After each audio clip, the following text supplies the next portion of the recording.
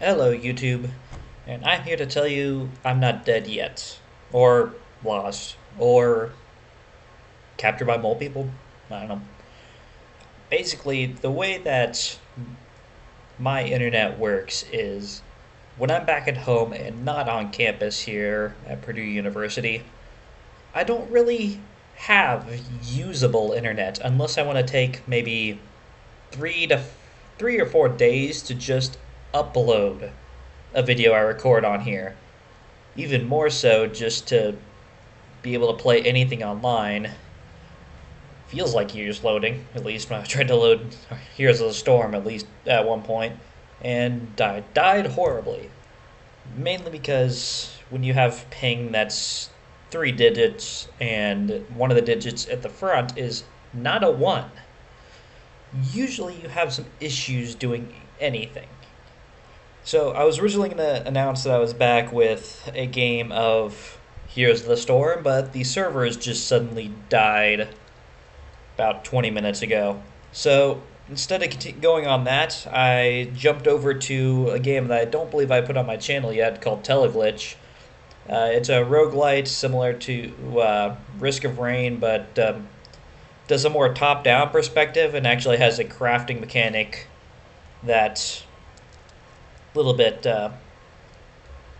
different than Risk of Rain in that sense. And because you're using multiple weapons on only one type of character, you have a little bit more variety in how you fight.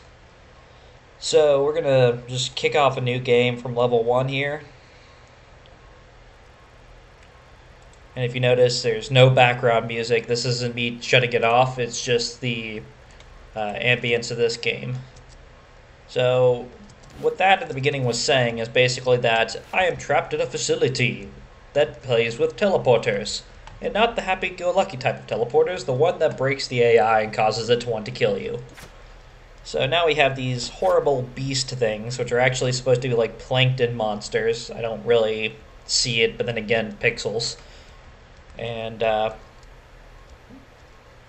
bunch of other things, usually zombies, rogue AI robots, things like that. And you'll get things like these junk items here that can be taken and made into other things with the crafting menu here. Now you notice it's a really simple aesthetic, but it's kind of an interesting one. You see the weird black viewpoints. Once I find a nice pillar, I can show you what it really is.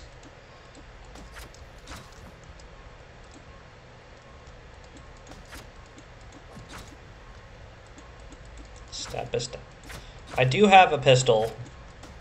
It's just really smart to save as much ammo as you can, even if you have to sacrifice a little bit of health, because it always spawns a little bit of healing items on this first map. Now you notice this weirdness right here. The pillars, the way the view system works in this game, anything that's out of your view is blacked out. So there's this pillar here, and as we walk around it, whatever is not in our view is blocked out. Same thing goes for the overlay map. So you can see how there's right where the pillar is, and not just a block out of what's close by, but a block out of anything that's down that hallway, versus if I stand here, I can see down the hallway. So we're going to start off just kind of going around, killing more of the weird plankton monster things, and getting general things that are useful. Oh, there's a zombie here. So health and ammo are both down here. Health's not a bar system, which is a little bit annoying because often it's harder to judge your health looking at because you don't have clear indication of when you're in half unless you look at, or immediate indication of that you're at half health. But that's my own personal complaint. Maybe that's because of too much Risk of Rain. And then another thing, it does at least have one thing where it will flash if you're down to, I believe it's below 20. So there's a lot of actual interesting mechanics in this game. You see how you can see through the crack just a little bit here? That means that there's actually a hidden room behind this. So if we aim and throw a bomb, which she spawned with a couple of them over here, if I don't blow myself up like I did that time. And yes, it does attract enemies with the noise. I can go in here and say, take, what is this? Oh, can gun. Can guns aren't really useful. It's basically a bomb can with nails. So it hurts you and deals a cone of damage in front of you. Not that great.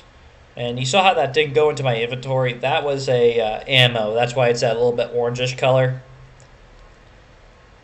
So the objective here is to find the next teleporter, somewhat similar to Risk of Rain, to go to the next area of this big facility. And unlike Risk of Rain, there are actually checkpoints, and you can save your progress partially through the game. You don't have to run all the way through in one sitting.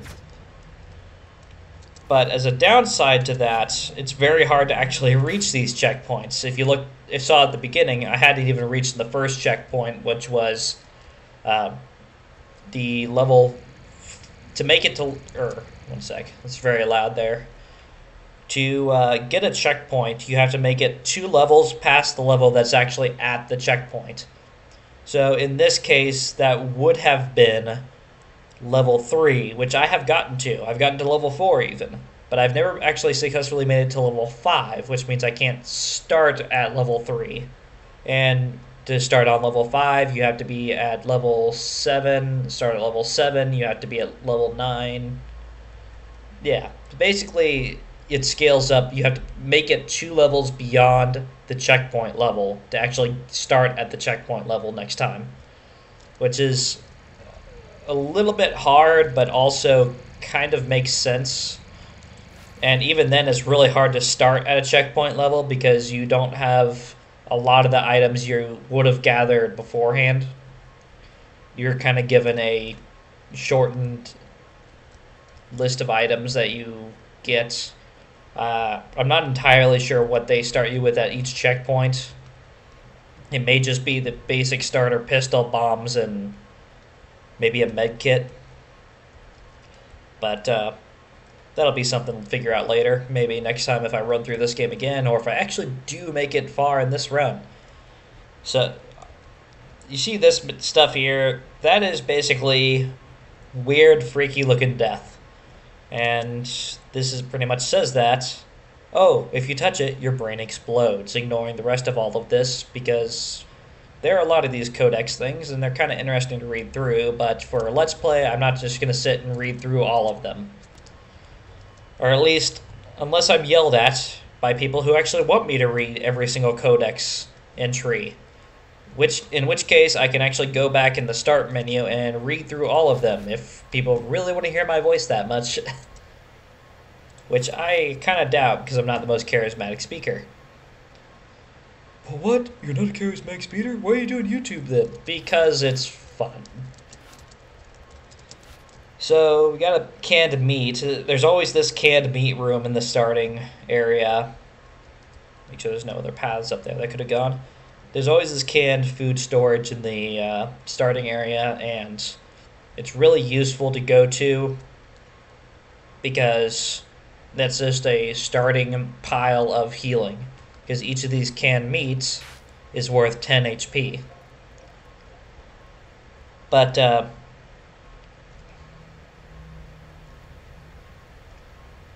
there is a little bit of risk rushing for the canned meat because you may encounter more enemies, end up using ammo, or getting hurt more.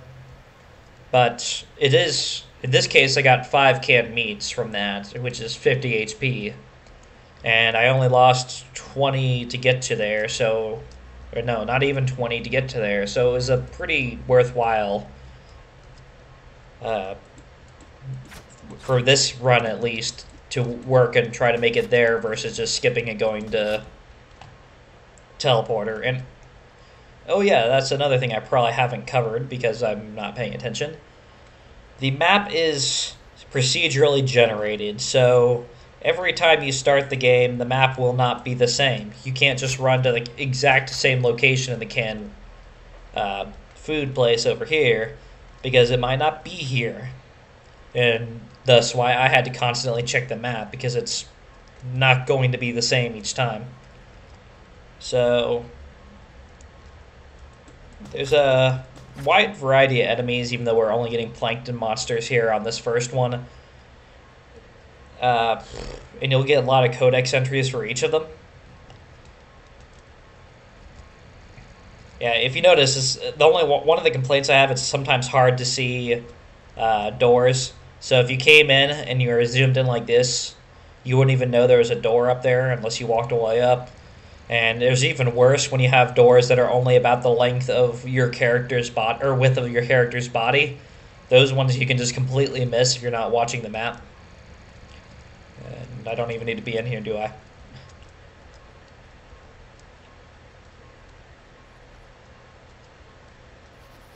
This is actually a surprisingly... Okay, never mind. I was about to say, this is a surprisingly low number of enemies for the first area. Usually they try to rush you at the beginning in the first couple rooms. But they're really spaced out this time. But that's kind of just what you get with procedural procedural... Ooh, I can make a plate. Procedural generation. Blah. Actually, we're down by 10, so might as well max ourselves. Get another free can. So the useful thing about having the empty cans is you make them into plates, which you can then later make into armor. I've only actually lived long enough to make it there once. And here is the teleporter room. And this teleporter room has 2 teleporters. Not all of them will. I'm just seeing where I missed, so I can go north there or south there. I think I'm going to go for both of those because there's a chance that AG1... Oh, I already have that. Actually, I don't think there's much more valuable that usually spawns on this map, but I think I'll still go those 2 routes just to fill out this map. But we have the option here of going to the plankton farm or the military biology sector. You'll go to even further different missions from there, and I think you get another split later on. I think at level 5, at the end of level 5, you get to, or into level 5, or at the end of level 5, I believe. I can't remember off the top of my head. Nothing on there. So we're just going to go quickly backtrack over to here, hopefully not take too much damage in the process. Yeah, one complaint about this game is the really annoyingly loud generator noises. Oh yeah, a little bit of sound glitch there. Yeah, the generator noises are a little bit annoyingly loud, which is a complaint as well. I mean, I know it adds to the atmosphere because of the dead silence most of the time until you're close to certain machines. But, I don't know. I'm just complaining again, aren't I? Let's just go back to the fact that this game is really fun, despite the weird noises it makes. It seems really easy to start with, but the mechanics of how these enemies move actually takes a little while to get a hold of. And it looks like that was just going to be just a codex entry there that I already had gotten. So, wanda. Oh, also, if you notice, you do slow down while aiming, but you do get this nice line after you reach a certain distance where it's kind of hard to see exactly where your path would go.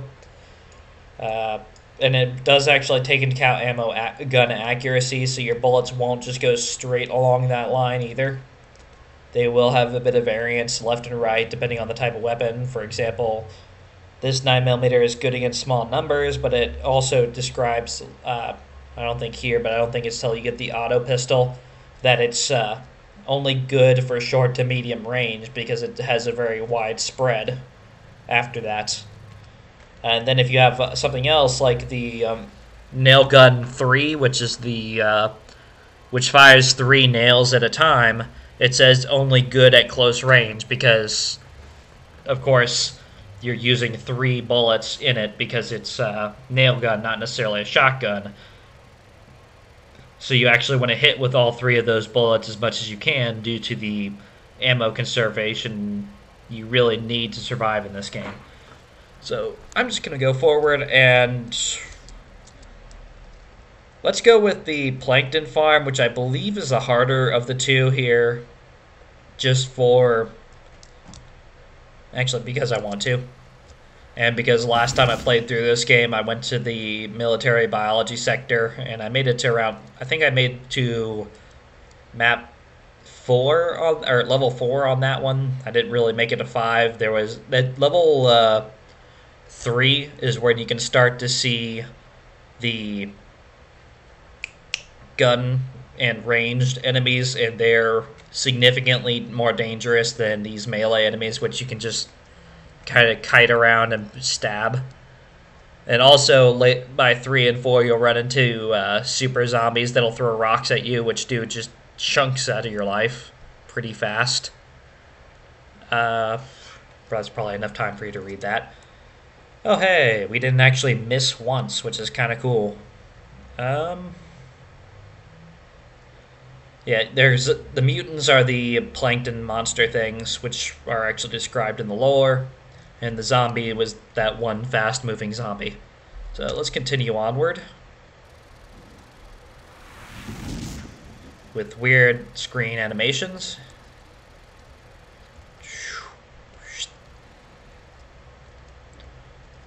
So I believe the plankton, or the agricultural sector here is a lot more of these open areas, and I think it's kind of cool what they did with the tree here that goes, that you're able to go under. But, yeah, the military biology, or not military biology, the agricultural sector has a lot of these sort of open alcoves randomly throughout, versus the military biology sector, which is closed rooms, though we're actually in a closed room here.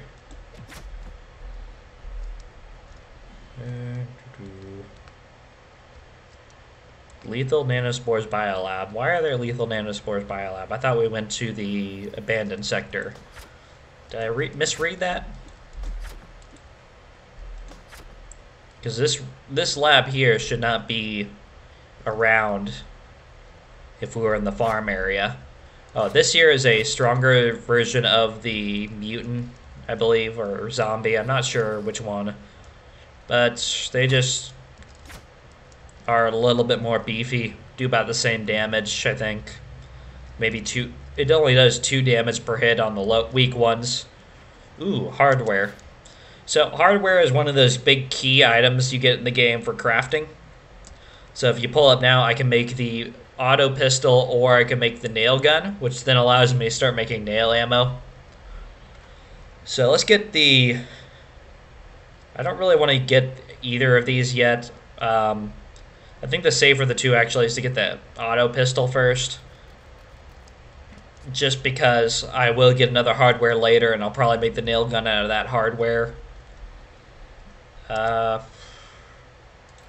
There's not really much point in making the... Yeah, there's not really much point in making anything other than the nail ammo. Because it's just generally better than... of course. I hate when it does that, where you just open a room and there's nothing. But yeah, I usually get hardware in rare intervals, but they're very valuable to have because it gives you the auto pistol and see medium accuracy, which is your first really decent crowd control weapon. And it gives you the nail gun, which, because you can actually craft ammo for it, is a pretty valuable gun. Especially since explosives aren't... I mean, even though you have explosives, they're not necessarily the most valuable thing for combat. No. Nope. No 100% accuracy this time.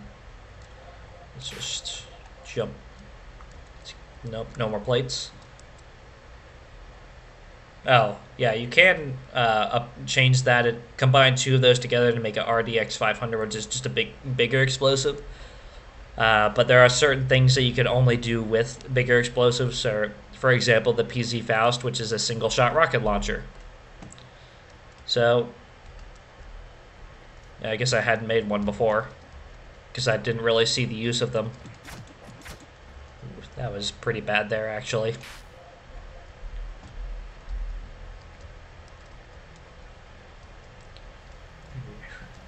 I really don't start cringing until the 3rd level, because that's where you're going to start hitting things that will just... Ooh. Actually, never mind. I think I'll start cringing now. That means there's a gate door somewhere. And... I don't like how those are there. When there's those... Ooh, and another one. So, when you have a gate door, which I'm not exactly sure where it is, you have to press that button to unlock that gate door, and it will open it somewhere else on the map. The only issue is, the second you do that, usually you're swarmed by enemies, especially from tubes, like this one and both of these. Which, considering there's so many openings, this could be a pretty bad one. So, we're going to do this and immediately sprint to the door. Or not. Yeah.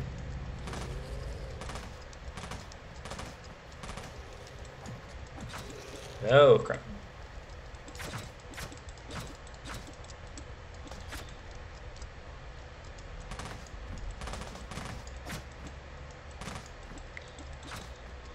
I really don't like how much ammo I ended up using there, but you don't want to let those guys to build up too much. There we go. Oh, crap, my health's only at 30. I was not paying attention. Yeah, usually they have some pretty clever ones, or clever quotes they throw in at the end. So, let's see. We're... Actually, it does not say how far into this recording we are. So, yeah, that's Teleglitch. Maybe we'll do one quick arena, because I actually expected to make it further along. Arena is kind of interesting because it gives you a weapon set, and you're expected to survive whatever mission it is. I'm going to go with weapon set 5 just because it's kind of a weird weapon set. Ooh, and I spawned with armor. That's kind of nice.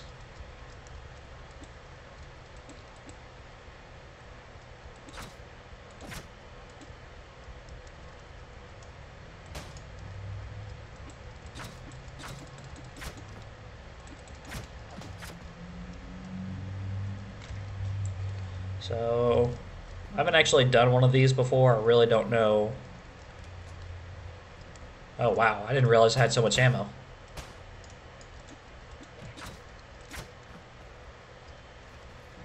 Those guys actually do...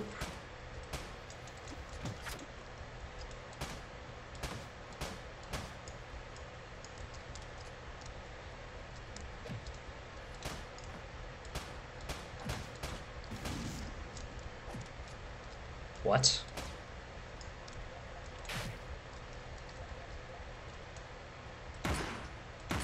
Oh, crap.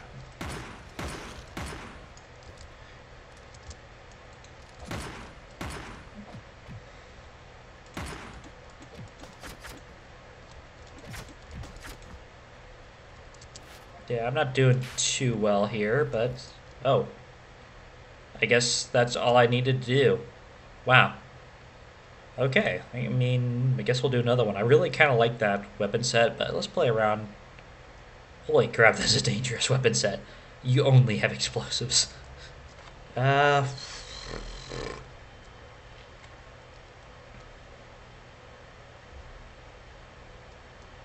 gun 2? Really? Just nail gun 2? We're gonna go with this one here with the heavy rifle and revolver again, just because that was a pretty smooth set.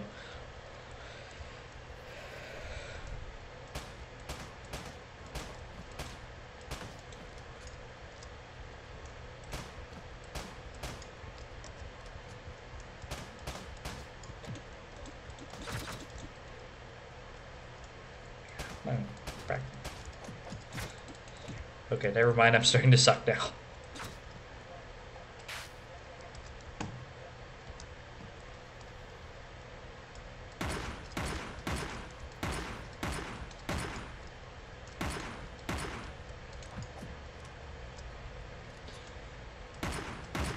I hate how I keep saying that. Hate.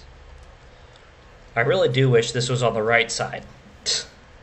Just because I'm so used to looking at it on the right side from Oh hey, it's one of those rock throwing enemies.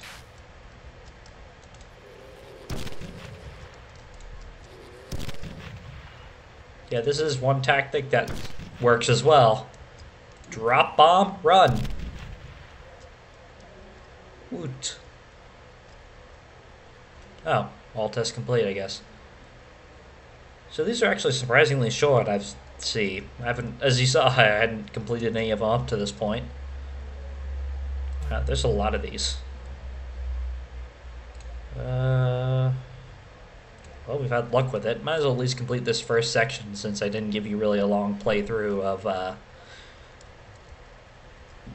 excuse me, of the regular game.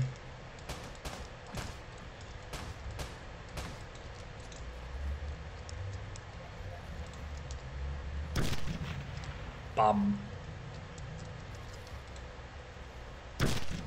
Ooh. What? That's it? Oh, I guess it was just a really bad initial rush.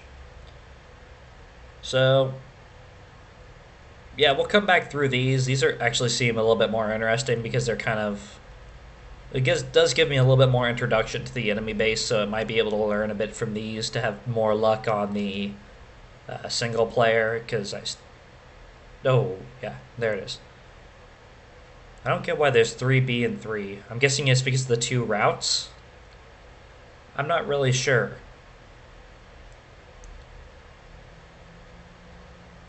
Possibly, yeah, because you have 2 different routes you go off of from the second level. So I'm guessing it's just to let you choose which of the 2 routes you go for. I wonder if 4 is also different.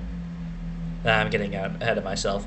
So this is Teleglitch Die More Edition, specifically. And I think I'll probably come back to it at least once or twice.